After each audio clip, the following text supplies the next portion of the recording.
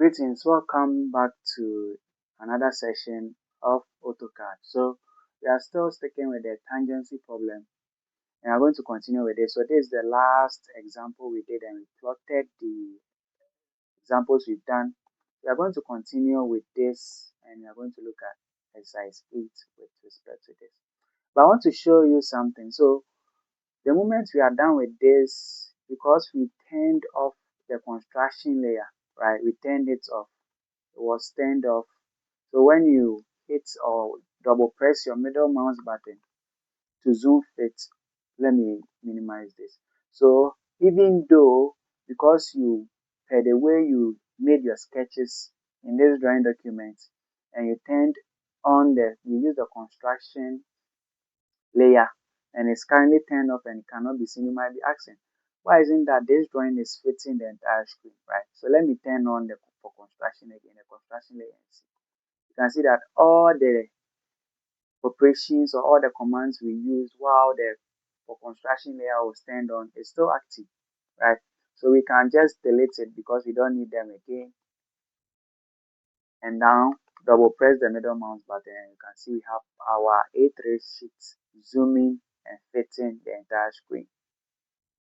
So we can just go by that. But we are not going to work on the next example in a new drawing document, right? We are going to use this same drawing document and we use another drawing border again, then we just copy and paste them there. So let me just keep this one. So we are working on this example as we've been doing so far. We will start with our construction layer active. We turn it on again.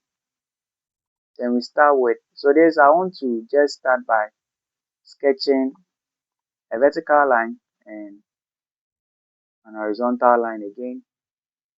Add another lines here. Use the offset to offset these lines, these constructional lines. And after that, I'll start sketching the circles. After the circles, I'll perform the tangency operation. Then I'll see the results we have to get from that. So basically, that's what I'll be doing. Then we add a dimension to it and end the session. So let's start. Currently, for construction is active. I'll make the line active. Then I'll just click anywhere, right? And just use approximation. So I think this is okay. And just approximation, right? So I'm not adding a dimension yet. So I'll use the offset and this will I'll add my first dimension. I want to offset this line to this point, right? So that I'll get this center point, this intersection to be my center point for these circles. So it will be 58. So I'll enter 58 and hit enter. Select this line and 58. You can see our approximation was too wide. Select this line again, position the crosshair downwards and input a value of 51 and hit enter. You are supposed to get something like this. Hit escape or enter to leave the select command, the offset command. Then I'll go to circle, make sure it's set to center diameter, right? Because most of the dimensions here are in diameters. I'll change the layer to outline, right? And I'll click on the intersection point, enter a value of 51 because I'm using the center diameter. Hit enter again, click, right? And specify a diameter of 32 and hit enter. Did I do the right thing? So this is supposed to be 32.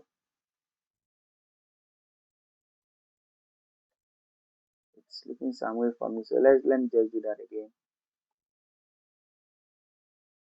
So 32. That I'm 32. Hit enter. Yes, and this is supposed to be 51. Oh, what did I just do? Let me just delete these circles. Click, enter a value of 51 as a diameter. Enter a diameter of 32. Enter.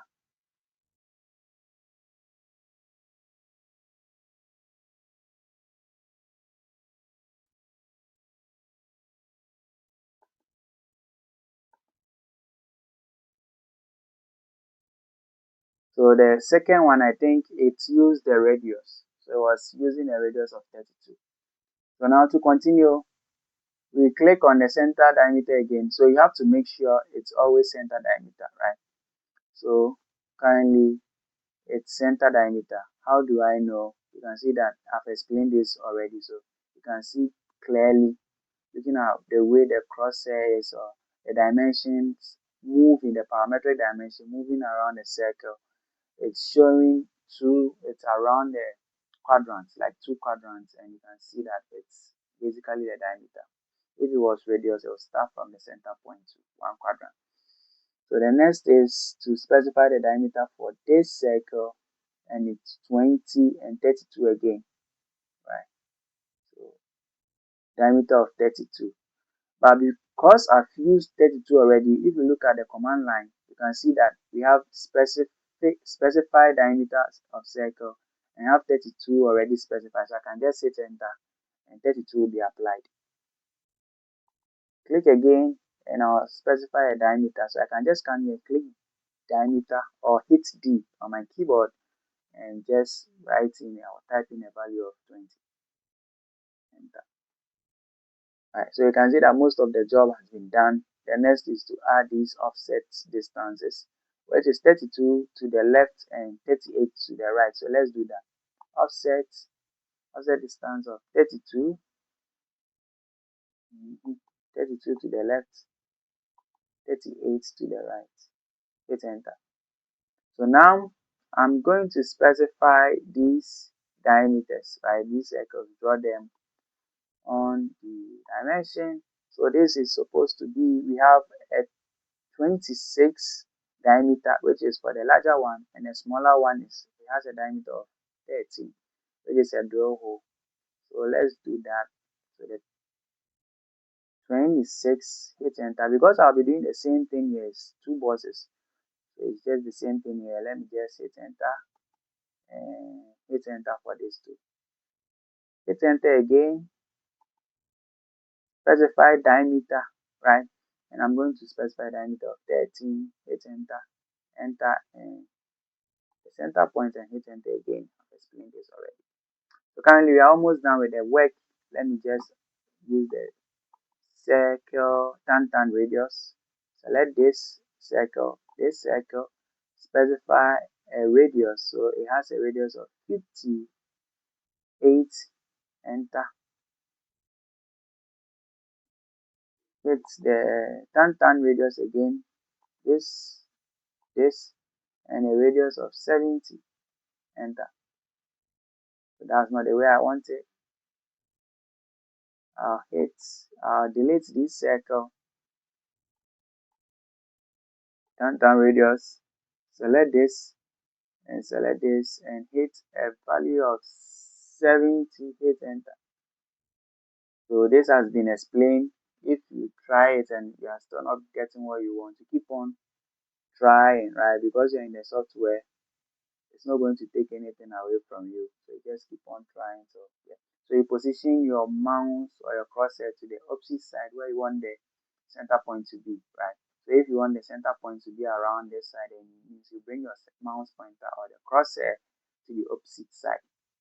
We're almost done. The next is to add this radius, and you can see that it's basically a straight edge, right? Which is tangential to this from this quadrant, like this point, this intersection, straight. Then it has some offset radius or a fillet, right, from this circle to that line. So let's just do that.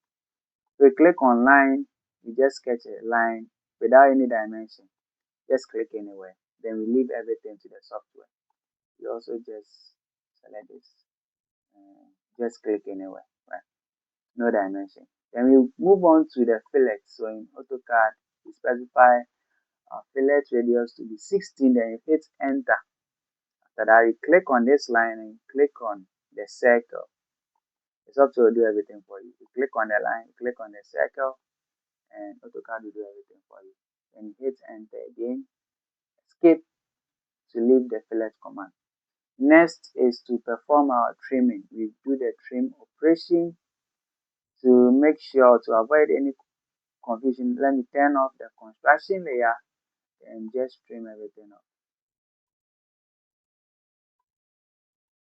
So kindly, we are done with the problem. I'm very interested in the location of the center point. Let me just add that. So somewhere here is approximately fine. Hit enter somewhere. So all of these have been explained previously. That's why I'm not explaining them again. Somewhere here is fine. Somewhere here is fine. Next is to add the dimensions, and that's what I'm very interested in. So we move on to the annotate. You click on the power dimension. Let's specify these dimensions. So from this point to this point, to this, so it has a center point around this side. Right. Click there and we specify the dimension. It's supposed to be 58 as it is. The next is from here to this center point. You do the same thing. You are supposed to have 51 and it can be seen over there. Right. I'm using my middle mouse button, scrolling for zoom in and zoom out. This has already been explained. So the next dimension is from this center point to this center point, and it's added. Also from here to here, and it's also added. 38 for this, and the other for that. Next is, I think that is all for the line or this vertical and horizontal dimension. I hit enter so that I can select a circle or line or dimension. Select this and specify, just position it anywhere. Enter again, enter again, enter again. Let's just position them anywhere, right? Enter again, hit enter again, and just specify this.